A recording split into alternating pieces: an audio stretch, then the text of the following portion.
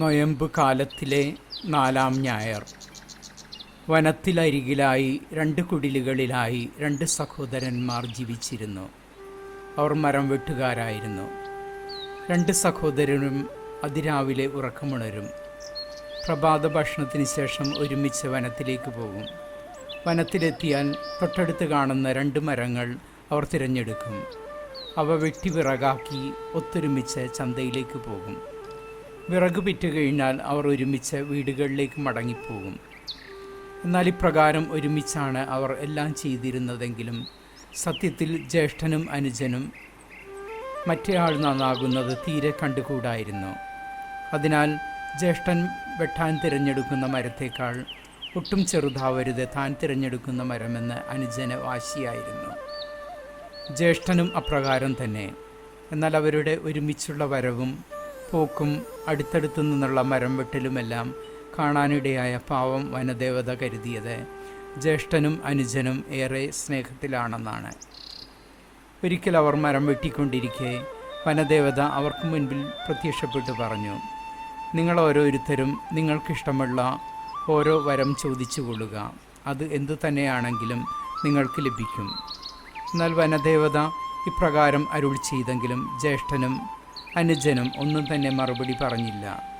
ജ്യേഷ്ഠൻ കരുതി അനുജൻ ആദ്യം ചോദിക്കട്ടെ, അതിനിരട്ടി താൻ ചോദിക്കും.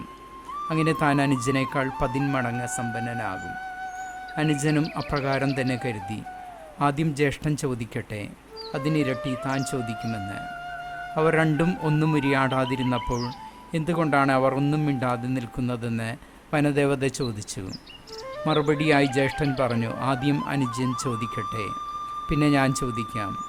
അനുജൻ പറഞ്ഞു, അല്ല, ആദ്യം ജ്യേഷ്ഠൻ ചോദിക്കട്ടെ, പിന്നീട് ഞാൻ ചോദിക്കാം. ജ്യേഷ്ഠന് അനുജനോടുള്ള വാത്സല്യം കൊണ്ടും അനുജന് ജ്യേഷ്ഠനോടുള്ള ആദരവ് കൊണ്ടുമാവാം മറ്റേയാൾ ആദ്യം ചോദിക്കട്ടെ എന്ന് ഇരുവരും പറഞ്ഞതെന്ന് വനദേവത കരുതി.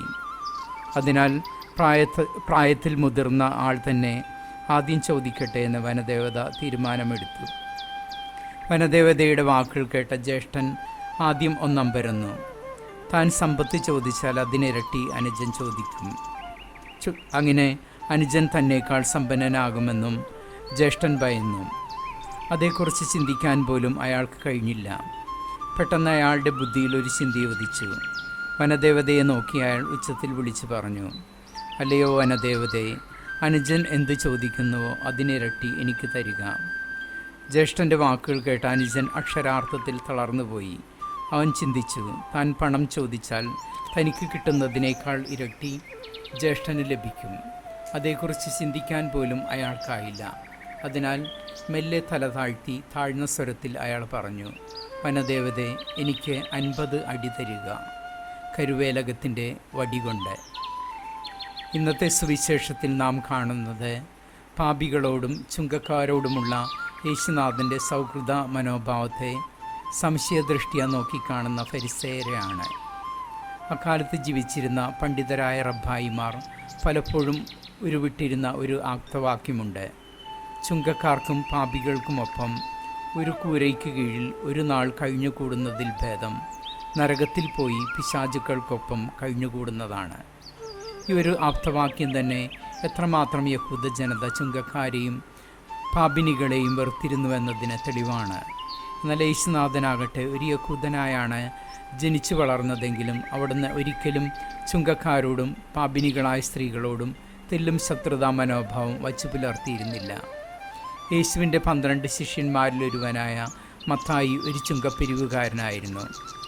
യേശു ആദ്യമായി ജെറീക്കോ പട്ടണം സന്ദർശിച്ചപ്പോൾ അതിഥിയായി താമസിച്ചത് ചുങ്കക്കാരിൽ പ്രധാനിയായ സക്കേവൂസിൻ്റെ ഭവനത്തിലായിരുന്നു.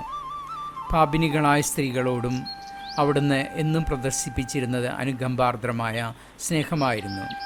യേശു പാപിനികളോടും ചുങ്കക്കാരോടും ഈ വിധം പ്രദർശിപ്പിച്ചിരുന്ന സൗഹൃദ മനോഭാവത്തെ വിമർശിച്ച് അവിടുന്ന് ദൈവത്തിൽ നിന്ന് വന്ന വ്യക്തിയല്ല എന്നും സമൂഹത്തിൽ അസന്മാർഗീയത പരത്താനായി പുറപ്പെട്ടിരിക്കുന്ന പിശാചിൻ്റെ പ്രതിനിധിയാണെന്നും അവിടുത്തെ പ്രതിയോഗികളായ ഫരിസേയർ പ്രചരിപ്പിക്കാൻ തുടങ്ങി.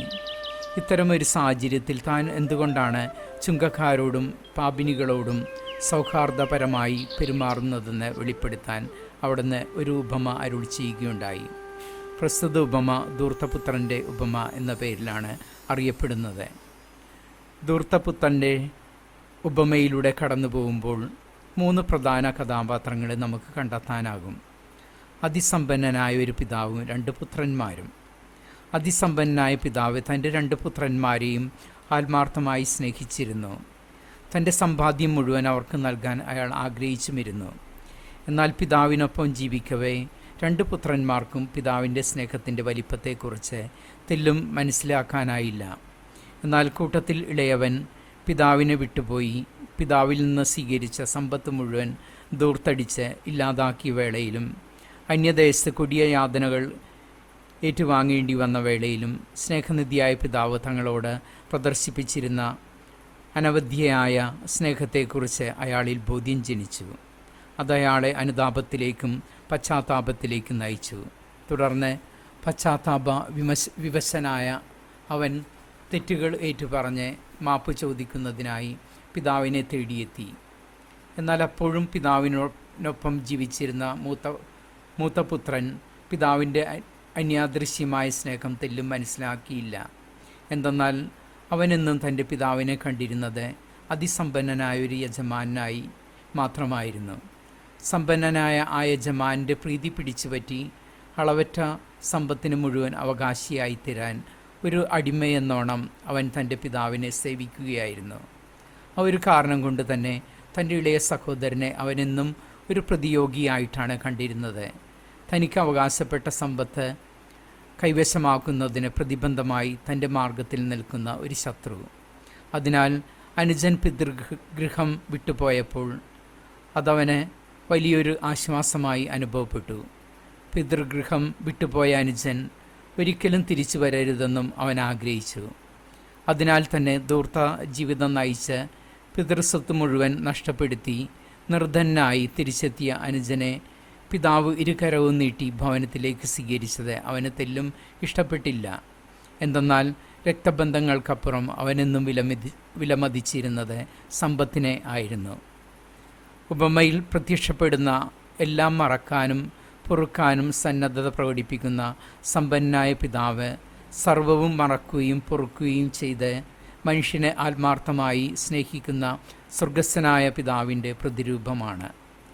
ധൂർത്ത ജീവിതം നയിച്ച് സർവവും നഷ്ടപ്പെടുത്തി ഒടുവിൽ പശ്ചാത്തപിച്ച് നന്മയിലേക്ക് തിരിച്ചു വരുന്ന ധൂർത്തപുത്രൻ പ്രതിനിധാനം ചെയ്യുന്നത് പാപജീവിതം ഉപേക്ഷിച്ച് അനുതാപത്തിൻ്റെ ജ്ഞാനസ്നാനം സ്വീകരിച്ച് നന്മയിലേക്ക് കടന്നു വരുന്ന പാപിനികളെയും ചുങ്കക്കാരെയുമാണ്.